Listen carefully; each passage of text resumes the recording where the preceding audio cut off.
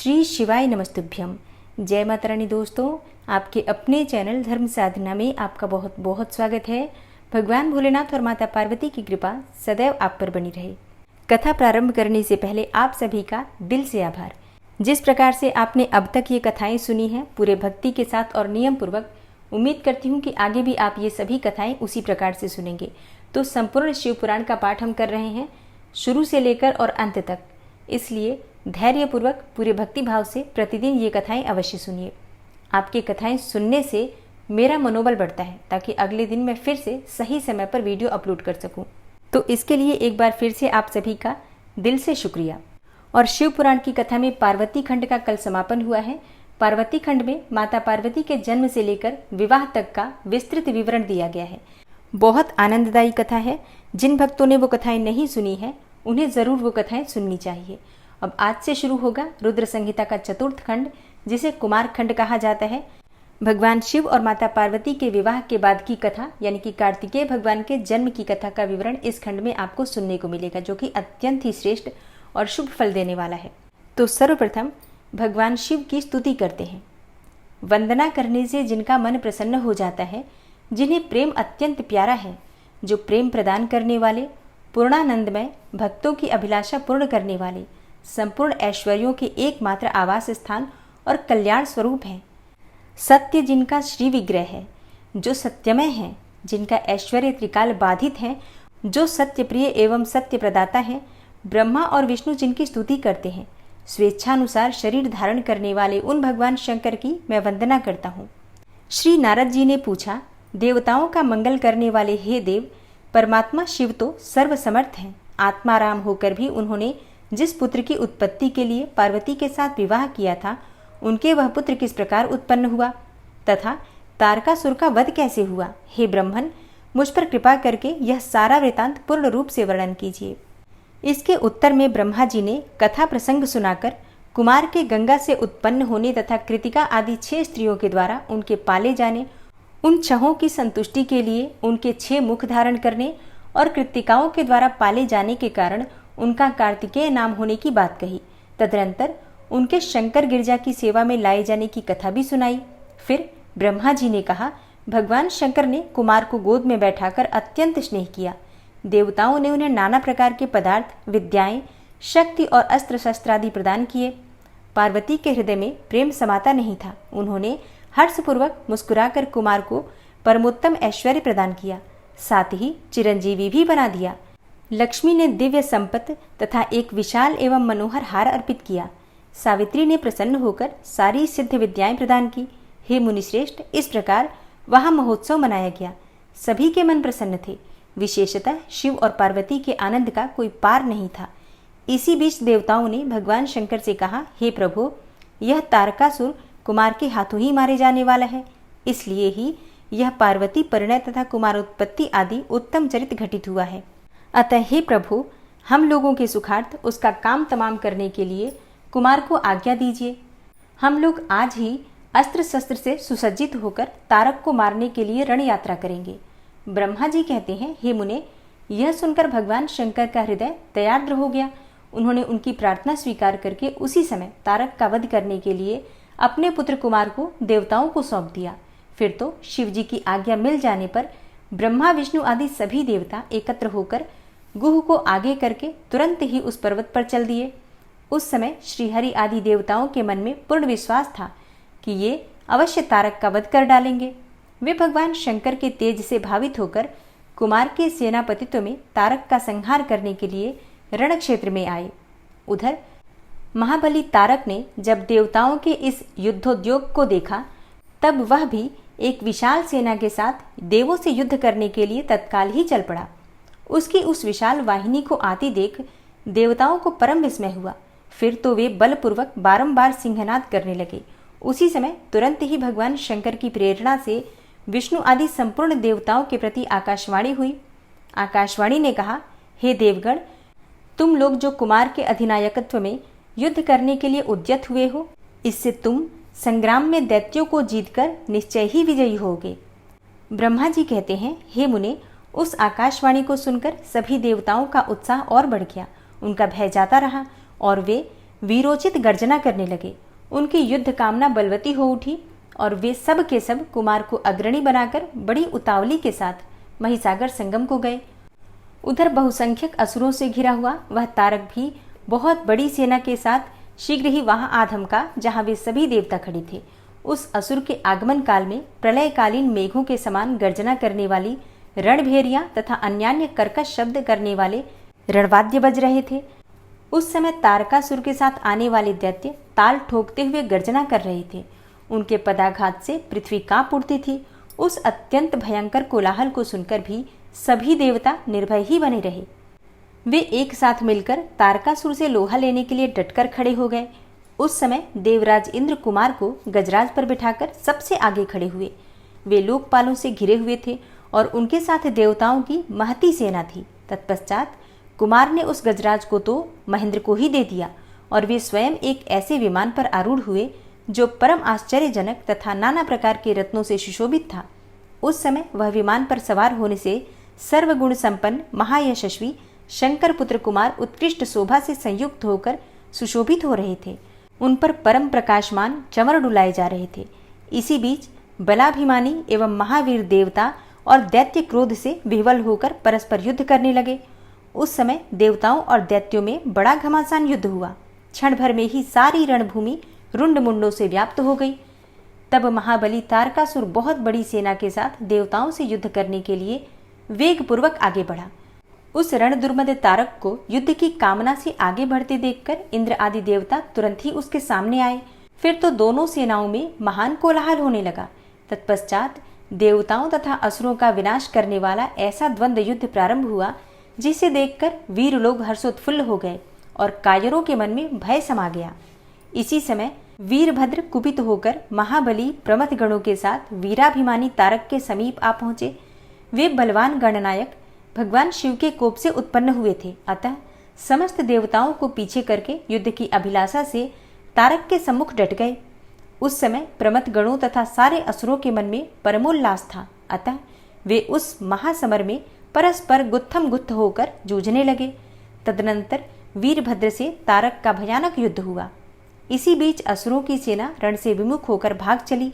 इस प्रकार अपनी सेना को तितर बितर होती देखकर उसका नायक तारकासुर क्रोध से भर गया और 10,000 भुजाएं धारण करके सिंह पर सवार होकर देवगणों को मार डालने के लिए वेगपूर्वक उनकी ओर झपटा। वह युद्ध के मुहाने पर देवों तथा प्रमथ गणों को मार मार कर गिराने लगा। तब प्रमथ गणों के नेता महाबली वीरभद्र उसके उस कर्म को देखकर उसका वध करने के लिए अत्यंत कुपित हो उठे। फिर तो उन्होंने भगवान शिव के चरण कमल का ध्यान करके एक ऐसा श्रेष्ठ त्रिशूल हाथ में लिया जिसके तेज से सारी दिशाएं और आकाश प्रकाशित हो उठे। इसी अवसर पर महान कौतुक प्रदर्शन करने वाले स्वामी कार्तिक ने तुरंत ही वीरबाहु द्वारा कहलाकर उस युद्ध को रोक दिया। तब स्वामी की आज्ञा से वीरभद्र उस युद्ध से हट गए। यह देखकर असुर सेनापति महावीर तारक कुपित हो उठा। वह युद्ध कुशल तथा नाना प्रकार के अस्त्रों का जानकार था। अतः देवताओं को ललकार ललकार कर उन पर बाणों की वृष्टि करने लगा। उस समय बलवानों में श्रेष्ठ असुरराज तारक ने ऐसा महान कर्म किया कि सारे देवता मिलकर भी उसका सामना न कर सके। उन भयभीत देवताओं को यूं पिटते हुए देखकर भगवान अच्युत को क्रोध हुआ और वे शीघ्र ही युद्ध के लिए तैयार हो गए। उन भगवान श्रीहरि ने अपने आयुध सुदर्शन चक्र और सारंग धनुष को लेकर युद्ध स्थल में महादैत्य तारक पर आक्रमण किया। हे मुने, तदनंतर सबके देखते देखते श्रीहरि और तारकासुर में अत्यंत भयंकर एवं रोमांचकारी महायुद्ध छिड़ गया। इसी बीच अच्युत ने कुपित होकर महान सिंहनाद किया और धधकती हुई ज्वालाओं के से प्रकाश वाले अपने चक्र को उठाया। फिर तो श्रीहरि ने उसी चक्र से दैत्यराज तारक पर प्रहार किया। उसकी चोट से अत्यंत व्यथित होकर वह असुर पृथ्वी पर गिर पड़ा, परंतु वह असुर नायक तारक अत्यंत बलवान था। अतः तुरंत ही उठकर उस दैत्यराज ने अपनी शक्ति से चक्र के टुकड़े टुकड़े कर दिए।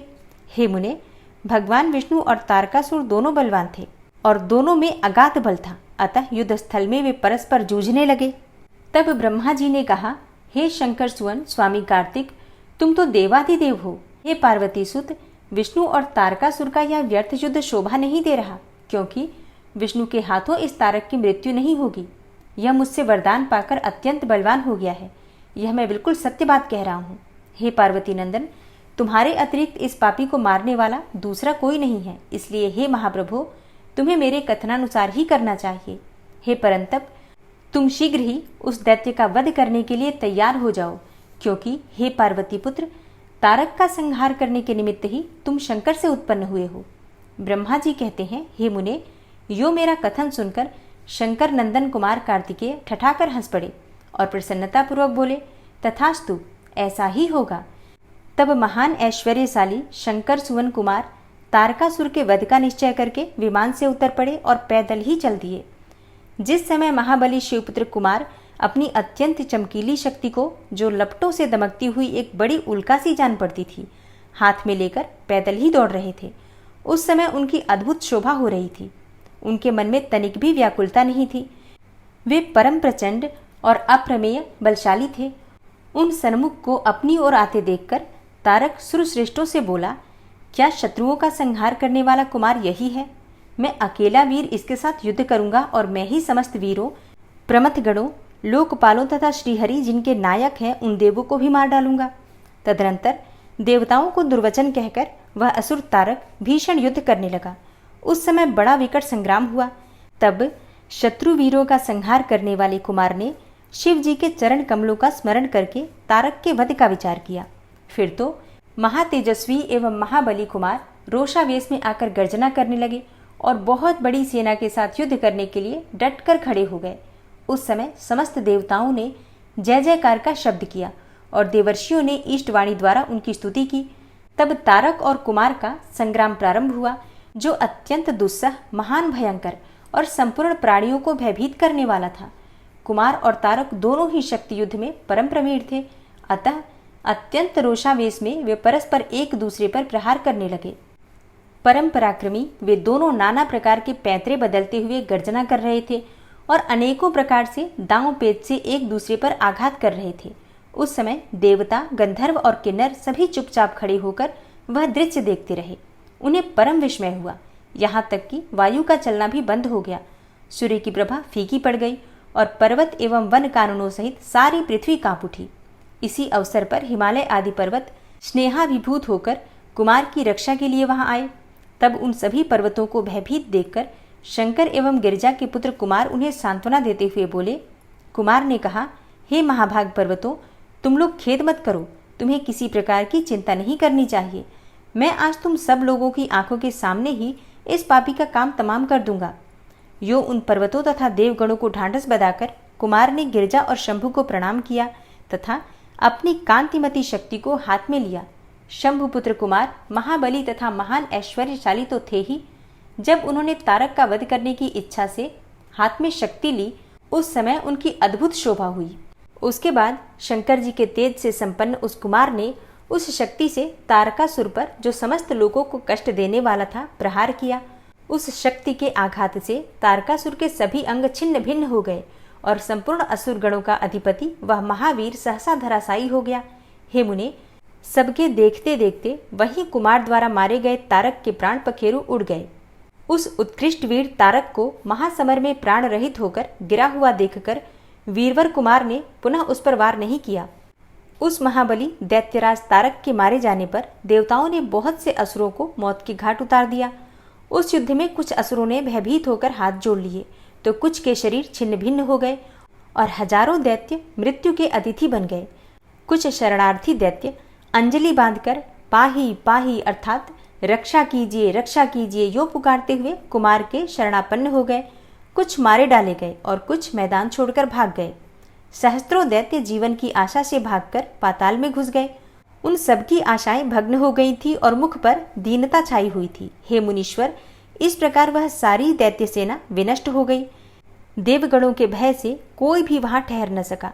उस दुरात्मा तारक के मारे जाने पर सभी लोग निष्कंटक हो गए और इंद्र आदि सभी देवता आनंद मग्न हो गए। यो कुमार को विजयी देखकर एक साथ ही संपूर्ण देवताओं तथा त्रिलोकी के समस्त प्राणियों को महान आनंद प्राप्त हुआ। उस समय भगवान शंकर भी कार्तिकेय की विजय का समाचार पाकर प्रसन्नता से भर गए और पार्वती जी के साथ गणों से घिरे हुए वहां पधारे। तब जिनके हृदय में प्रेम समाता नहीं था, वे पार्वती जी परम प्रेम पूर्वक सूर्य के समान तेजस्वी अपने पुत्र कुमार को अपनी गोद में लेकर लाड प्यार करने लगी। उसी अवसर पर अपने पुत्रों से घिरे हुए हिमालय ने बंधु बांधवों तथा अनुयायियों के साथ आकर शंभु, पार्वती और गुह का स्तवन किया। तत्पश्चात संपूर्ण देवता, मुनि, सिद्ध और चारणों ने शिवनंदन कुमार शंभु और परम प्रसन्न हुई पार्वती की स्तुति की।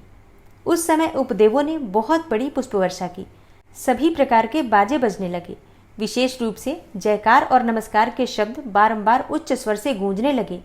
उस समय वहां एक महान विजय उत्सव मनाया गया, जिसमें कीर्तन की विशेषता थी और वह स्थान गाने बजाने के शब्द तथा अधिकाधिक ब्रह्मघोष से व्याप्त था।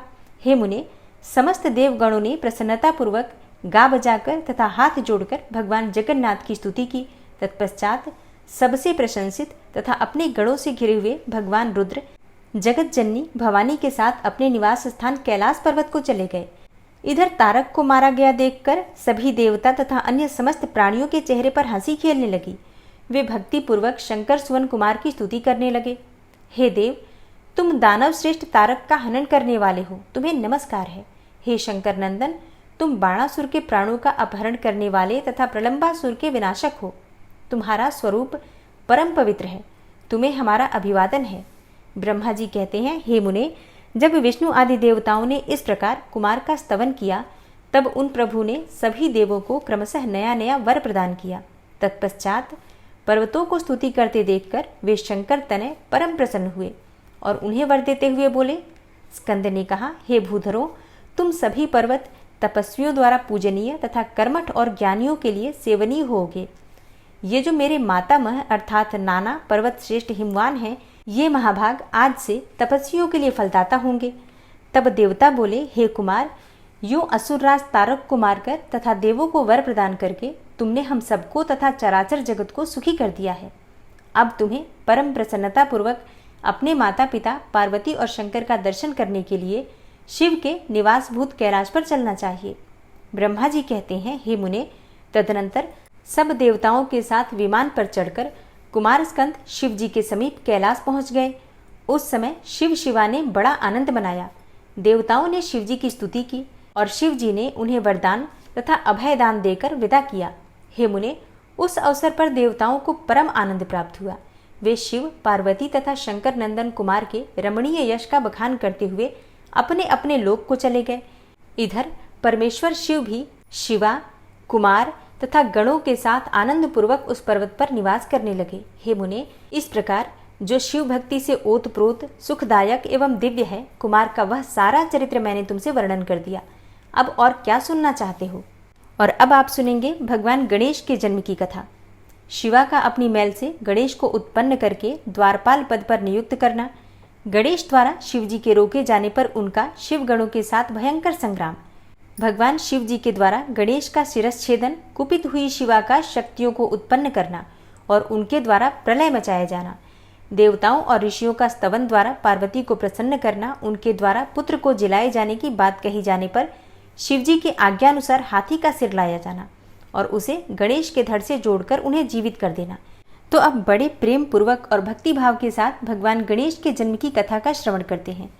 सूत जी कहते हैं, तारकारी कुमार के उत्तम एवं अद्भुत वृतांत को सुनकर नारद जी को बड़ी प्रसन्नता हुई। उन्होंने पुनः प्रेम पूर्वक ब्रह्मा जी से पूछा। नारद जी बोले, हे देवदेव, आप तो शिव संबंधी ज्ञान के अथाह सागर हैं। हे प्रजानाथ, मैंने स्वामी कार्तिकेय के सद्वृतांत को, जो उत्तम से भी उत्तम है, सुन लिया। अब गणेश का उत्तम चरित्र सुनना चाहता हूँ। आप उनका जन्म वृतांत तथा दिव्य चरित्र, जो संपूर्ण मंगलों के लिए भी मंगल स्वरूप है, उसका वर्णन कीजिए। सूत जी कहते हैं, महामुनि नारद का ऐसा वचन सुनकर ब्रह्मा जी का मन हर्ष से गदगद हो गया। वे शिव जी का स्मरण करके बोले। ब्रह्मा जी ने कहा, हे नारद, पहले जो मैंने विधि पूर्वक गणेश की उत्पत्ति का वर्णन किया था कि शनि की दृष्टि पड़ने से गणेश का मस्तक कट गया था, तब उस पर हाथी का मुख लगा दिया गया था, वह कल्पांतर की कथा है। अब श्वेत कल्प में घटित हुई गणेश की जन्म की कथा का वर्णन करता हूँ, जिसमें कृपालु शंकर ने ही उनका मस्तक काट लिया था। हे मुने, इस विषय में तुम्हें संदेह नहीं करना चाहिए, क्योंकि भगवान शंभु कल्याणकारी, सृष्टिकर्ता और सबके स्वामी हैं। वे ही सगुण और निर्गुण भी हैं। उन्हीं की लीला से सारे विश्व की सृष्टि, रक्षा और विनाश होता है। हे मुनिश्रेष्ठ, अब प्रस्तुत विषय को आदर पूर्वक श्रवण करो। एक समय पार्वती जी की जया विजया नाम वाली सखियां उनके पास आकर विचार करने लगी, हे सखी, सभी गण रुद्र के ही हैं। नंदी भृंगी आदि जो हमारे हैं वे भी शिव के ही आज्ञा पालन में तत्पर रहते हैं। जो असंख्य प्रमथ गण हैं उनमें भी हमारा कोई नहीं है। वे सभी शिवाज्ञा परायण होकर द्वार पर खड़े रहते हैं। यद्यपि वे सभी हमारे भी हैं तथापि उनसे हमारा मन नहीं मिलता। अतः हे पाप रहते, आपको भी हमारे लिए एक गण की रचना करनी चाहिए। ब्रह्मा जी कहते हैं, हे मुने, जब सखियों ने पार्वती जी से ऐसा सुंदर वचन कहा तब उन्होंने उसे हितकारक माना और वैसा ही करने का विचार भी किया। तदनंतर किसी समय जब पार्वती जी स्नान कर रही थी तब सदाशिव नंदी को डरा धमकाकर घर के भीतर चले आए। शंकर जी को आते देखकर स्नान करती हुई जगत जननी पार्वती उठकर खड़ी हो गई। उस समय उनको बड़ी लज्जा आई, वे आश्चर्यचकित हो गई। इस अवसर पर उन्होंने सखियों के वचन को हितकारक एवं सुखप्रद माना। उस समय ऐसी घटना घटित होने पर परमाया परमेश्वरी शिव पत्नी पार्वती ने मन में ऐसा विचार किया कि मेरा कोई एक ऐसा सेवक होना चाहिए जो परम शुभ, कार्यकुशल और मेरी ही आज्ञा में तत्पर रहने वाला हो, उससे तनिक भी विचलित होने वाला न हो। यों विचार कर पार्वती देवी ने अपने शरीर की मैल से एक ऐसे चेतन पुरुष का निर्माण किया जो संपूर्ण शुभ लक्षणों से संयुक्त था। उसके सभी अंग सुंदर एवं दोष रहित थे। उसका वह शरीर विशाल, परम शोभायमान और महान बल पराक्रम से संपन्न था। देवी ने उसे अनेकों प्रकार के वस्त्र, नाना प्रकार के आभूषण और बहुत सा उत्तम आशीर्वाद देकर कहा, हे पुत्र, तुम मेरे हो, तुम मेरे पुत्र हो, मेरे अपने ही हो। तुम्हारे समान प्यारा मेरा यहाँ कोई दूसरा नहीं है। पार्वती जी के ऐसा कहने पर वह पुरुष उन्हें नमस्कार करके बोला। भगवान गणेश ने कहा, हे माँ, आज आपको कौन सा कार्य आ पड़ा है? मैं आपके कथनानुसार उसे पूर्ण करूंगा। गणेश के ऐसा पूछने पर पार्वती जी ने अपने पुत्र को उत्तर दिया। उत्तर देते हुए बोली, शिवा ने कहा, हे तात, तुम मेरे पुत्र हो, मेरे अपने हो, अतः तुम मेरी बात सुनो। आज से तुम मेरे द्वारपाल हो जाओ। हे सतपुत्र, मेरी आज्ञा के बिना कोई भी हठपूर्वक मेरे महल के भीतर प्रवेश न करने पाए, चाहे वह कहीं से भी आए, कोई भी हो। बेटा, यह मैंने तुमसे बिल्कुल सत्य बात कही है। ब्रह्मा जी कहते हैं, हे मुने, ऐसा कहकर पार्वती ने गणेश के हाथों में एक सुदृढ़ छड़ी दे दी। उस समय उनके सुंदर रूप को निहारकर पार्वती हर्षमग्न हो गईं। उन्होंने परम प्रेम पूर्वक अपने पुत्र का मुख चूमा और कृपा परवश छाती से लगा लिया। फिर दंडधारी गणराज को अपने द्वार पर स्थापित कर दिया। हे बेटा नारद, इसके बाद पार्वती नंदन महावीर गणेश पार्वती के हित की कामना से हाथ में छड़ी लेकर गृह द्वार पर पहरा देने लगे। उधर शिवा अपने पुत्र गणेश को अपने दरवाजे पर नियुक्त करके स्वयं सखियों के साथ स्नान करने लगी। हे मुनि श्रेष्ठ, इसी समय भगवान शिव, जो कि परम कौतुकी तथा नाना प्रकार की लीलाएं रचने में निपुण हैं, द्वार पर आ पहुंचे। गणेश उन पार्वती पति को पहचानते तो थे नहीं, अतः बोल उठे, हे देव, माता की आज्ञा के बिना तुम अभी भीतर नहीं जा सकते। माता स्नान करने बैठ गई हैं, तुम कहाँ जाना चाहते हो? इस समय यहाँ से हट जाओ। यूँ कहकर गणेश ने उन्हें रोकने के लिए छड़ी हाथ में ले ली। उन्हें ऐसा करते देखकर शिवजी बोले, मूर्ख, तू किसे रोक रहा है? दुर्बुद्धे, क्या तू मुझे नहीं जानता? मैं शिव के अतिरिक्त और कोई नहीं हूँ। फिर महेश्वर के गण उसे समझाकर हटाने के लिए वहां आए और गणेश से बोले, सुनो, हम मुख्य शिवगण ही द्वारपाल हैं और सर्वव्यापी भगवान शंकर की आज्ञा से तुम्हें हटाने के लिए यहाँ आए हैं। तुम्हें भी गण समझकर हम लोगों ने मारा नहीं है, अन्यथा तुम कब के मारे गए होते। अब कुशल इसी में है कि तुम स्वतः ही दूर हट जाओ। क्यों व्यर्थ में अपनी मृत्यु बुला रहे हो? ब्रह्मा जी कहते हैं, हे मुने, यो कहे जाने पर भी गिरिजानंदन गणेश निर्भय ही बने रहे। उन्होंने शिवगणों को फटकारा और दरवाजे को नहीं छोड़ा। तब उन सभी शिवगणों ने शिवजी के पास जाकर सारा वृतांत उन्हें सुनाया। हे मुने, उनसे सब बातें सुनकर संसार के गति स्वरूप अद्भुत लीला विहारी महेश्वर अपने उन गणों को डांट कर कहने लगे। महेश्वर ने कहा, गणों, यह कौन है जो इतना उच्छृंखल होकर शत्रु की भांति बक रहा है? इस नवीन द्वारपाल को दूर भगा दो। तुम लोग नपुंसक की तरह खड़े होकर उसका वृतांत मुझे क्यों सुना रहे हो? विचित्र लीला रचने वाले अपने स्वामी शंकर के यो कहने पर वे गण पुनः वहीं लौट आए। तदनंतर गणेश द्वारा पुनः रोके जाने पर शिव जी ने गणों को आज्ञा दी कि तुम पता लगाओ यह कौन है और क्यों ऐसा कर रहा है। गणों ने पता लगाकर बताया कि ये श्री गिरिजा के पुत्र हैं तथा द्वारपाल के रूप में बैठे हैं। तब लीला रूप शंकर ने विचित्र लीला करनी चाहिए तथा अपने गणों का गर्व भी गलित करना चाहा। इसलिए गणों को तथा देवताओं को बुलाकर गणेश जी से भीषण युद्ध करवाया, पर वे कोई भी गणेश को पराजित न कर सके। तब स्वयं शूलपाणी महेश्वर आए। गणेश जी ने माता के चरणों का स्मरण किया। तब शक्ति ने उन्हें बल प्रदान किया और सभी देवता शिव जी के पक्ष में आ गए।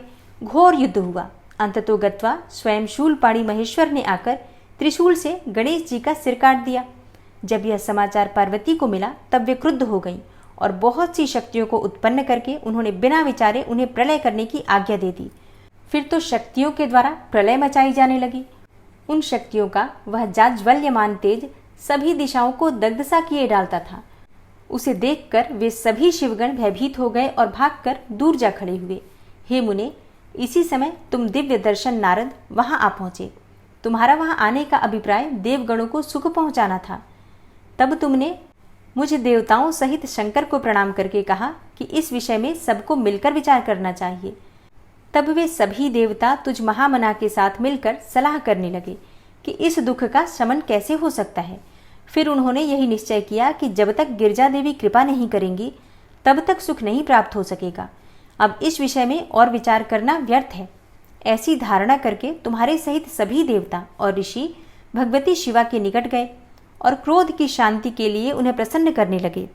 उन्होंने प्रेम पूर्वक उन्हें प्रसन्न करते हुए अनेकों स्तोत्रों द्वारा उनकी स्तुति करके बारंबार उनके चरणों में अभिवादन किया। फिर देवगण की आज्ञा से ऋषि बोले। देवर्षियों ने कहा, हे जगदम्बे, तुम्हें नमस्कार है। हे शिवपत्नी, तुम्हें प्रणाम है। हे चंडिके, तुम्हें हमारा अभिवादन प्राप्त हो।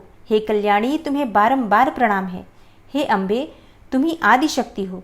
तुम ही सदा सारी सृष्टि की निर्माणकर्त्री, पालिका शक्ति और संहार करने वाली हो। हे देवेशी, तुम्हारे कोप से सारी त्रिलोकी विकल हो रही है, अतः अब प्रसन्न हो जाओ और क्रोध को शांत करो। हे देवी, हम लोग तुम्हारे चरणों में मस्तक झुकाते हैं। ब्रह्मा जी कहते हैं, हे नारद, इस प्रकार तुम सभी ऋषियों द्वारा स्तुति किए जाने पर भी परादेवी पार्वती ने उनकी ओर क्रोध भरी दृष्टि से ही देखा, किंतु कुछ कहा नहीं। तब उन ऋषियों ने पुनः उनके चरण कमलों में सिर झुकाया और भक्तिपूर्वक हाथ जोड़कर पार्वती जी से निवेदन किया। ऋषियों ने कहा, हे देवी, अभी संहार होना चाहता है, अतः क्षमा करो, क्षमा करो। हे अंबिके, तुम्हारे स्वामी शिव भी तो यहीं स्थित हैं, तनिक उनकी ओर तो दृष्टिपात करो। हम लोग, ये ब्रह्मा, विष्णु आदि देवता तथा सारी प्रजा सब तुम्हारे ही हैं और व्याकुल होकर अंजलि बांधे तुम्हारे सामने खड़े हैं। हे परमेश्वरी, इन सब का अपराध क्षमा करो। हे शिवे, अब इन्हें शांति प्रदान करो। ब्रह्मा जी कहते हैं, हे मुने, सभी देवर्षि यो कहकर अत्यंत दीन भाव से व्याकुल होकर हाथ जोड़कर चंडिका के सम्मुख खड़े हो गए। उनका ऐसा कथन सुनकर चंडिका प्रसन्न हो गई। उनके हृदय में करुणा का संचार हो आया। तब वे ऋषियों से बोली। देवी ने कहा, हे ऋषियों, यदि मेरा पुत्र जीवित हो जाए और वह तुम लोगों के मध्य पूजनीय मान लिया जाए तो संहार नहीं होगा।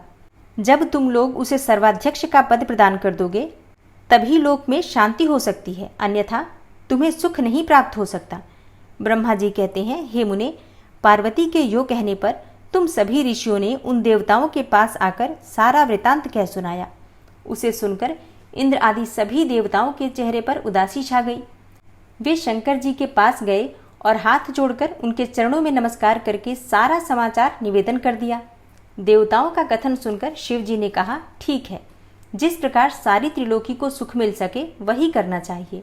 अतः अब उत्तर दिशा की ओर जाना चाहिए और जो जीव सबसे पहले मिले उसका सिर काटकर उस बालक के शरीर पर जोड़ देना चाहिए। ब्रह्मा जी कहते हैं, हे मुने, तदनंतर शिव जी की आज्ञा का पालन करने वाले उन देवताओं ने वह सारा कार्य संपन्न किया। उन्होंने उस शिशु के शरीर को धो पोंछकर विधिवत उसकी पूजा की। फिर वे उत्तर दिशा की ओर गए। वहां उन्हें पहले पहल एक दांत वाला एक हाथी मिला। उन्होंने उसका सिर लाकर उस शरीर पर जोड़ दिया। हाथी के उस सिर को संयुक्त कर देने के पश्चात सभी देवताओं ने भगवान शिव आदि को प्रणाम करके कहा कि हम लोगों ने अपना काम पूरा कर दिया, अब जो करना शेष है उसे आप लोग पूर्ण करें। ब्रह्मा जी कहते हैं, तब शिव आज्ञा पालन संबंधी देवताओं की बात सुनकर सभी देवों और पार्षदों को महान आनंद प्राप्त हुआ। तत्पश्चात ब्रह्मा विष्णु आदि सभी देवता अपने स्वामी निर्गुण स्वरूप भगवान शंकर को प्रणाम करके बोले, हे स्वामिन, आप महात्मा के जिस तेज से हम सभी उत्पन्न हुए हैं, आपका वही तेज वेद मंत्र के अभियोग से इस बालक में प्रवेश करें। इस प्रकार सभी देवताओं ने मिलकर वेद मंत्रों के द्वारा जल को अभिमंत्रित किया। फिर शिवजी का स्मरण करके उस उत्तम जल को बालक के शरीर पर छिड़क दिया। उस जल का स्पर्श होते ही वह बालक शिव इच्छा से शीघ्र ही चेतना युक्त होकर जीवित हो गया और सोए हुए की तरह उठ बैठा। वह सौभाग्यशाली बालक अत्यंत सुंदर था। उसका मुख हाथी का सा था और शरीर का रंग हरा और लाल था। चेहरे पर प्रसन्नता खेल रही थी। उसकी आकृति कमनीय थी और उसकी सुंदर प्रभा फैल रही थी। हे मुनीश्वर, पार्वती नंदन उस बालक को जीवित देखकर वहां उपस्थित सभी लोग आनंदमग्न हो गए और सारा दुख विलीन हो गया। तब हर्ष विभोर होकर सभी लोगों ने उस बालक को पार्वती जी को दिखाया। अपने पुत्र को जीवित देखकर पार्वती जी परम प्रसन्न हुई। ओम नमः शिवाय। श्री शिवाय नमस्तुभ्यम। आज की कथा का यहीं पर समापन करती हूँ और इससे आगे के अध्याय आप कल की कथा में सुनेंगे। शिव पुराण की आगे की कथाएं अत्यंत रोचक हैं और ज्ञानवर्धक भी हैं, इसलिए प्रतिदिन कथाएं अवश्य सुनिए। और कैसी लगी है वीडियो कमेंट बॉक्स में ज़रूर बताइए। इसके अलावा हो सके अगर आपसे संभव हो तो वीडियो को ज़्यादा से ज़्यादा शेयर कीजिए। मिलती हूँ मैं आपसे अगली वीडियो में। तब तक के लिए नमस्कार।